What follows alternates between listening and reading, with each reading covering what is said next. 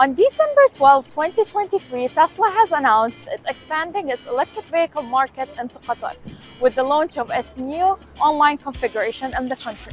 Industry leaders in EV manufacturing, from Volkswagen to Gosan, have already partnered with government entities to transform Qatar and the region's mobility. Qatar's relatively new electric vehicle strategy states that by 2030, it foresees EV sales to reach 10% of total vehicle sales numbers in Qatar. Saudi Arabia aims for at least 30% of its cars to be electric-powered by 2030. Meanwhile, the UAE is pushing for 42,000 EVs to be on its streets within the next decade. Electric cars employ an electric motor instead of a fuel combustion engine, which is believed to be better for both the environment and the economy. Tesla revolutionized electric vehicles with quite a breakthrough. The company's manufacturing power placed it ahead of its rivals. The electric vehicle market in Qatar and the Gulf is rapidly increasing. Thus, it's important that owners have access to charging infrastructure. Tesla's superchargers, which are already available in the United Arab Emirates, are yet to be installed around Qatar soon. However, other charging stations are already available around Doha. Qatar's efforts to go green have taken a dynamic turn, with Qatar Electricity and Water Corporation Kahrama installing 21 charging points around the country.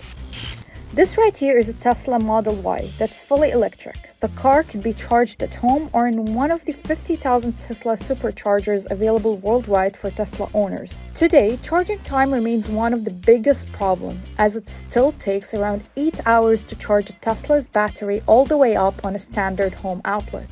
But did you know that this concept of electric vehicles is not new? What we're seeing now is just a resurgence.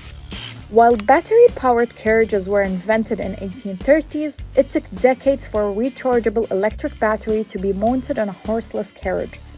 The first electric car in the US arrived from William Morrison in 1891, with a US firm called Electobat producing electric taxicabs from 1894 onwards.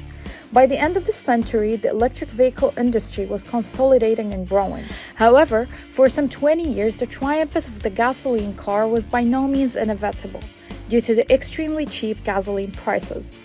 Fast forward to the late 1960s and early 1970s, soaring oil prices and gasoline shortages peaking with the 1973 Arab oil embargo, big and small automakers started looking for alternatives. Today, as the climate disaster grows, the concept of electric cars is becoming more prominent. However, a new debate ignited on whether electric cars actually increase carbon emissions once emissions from manufacturing and electricity generations are counted. The zero emissions claim around electric vehicles are challenged by the fact that large lithium-ion batteries requires using fossil fuels to mine the materials needed for manufacturing them and heat them to high temperatures. At the end of 2021, just over 10 million vehicles on the road were electric vehicles. It's expected that half of the cars worldwide on the road would be electric by 2050.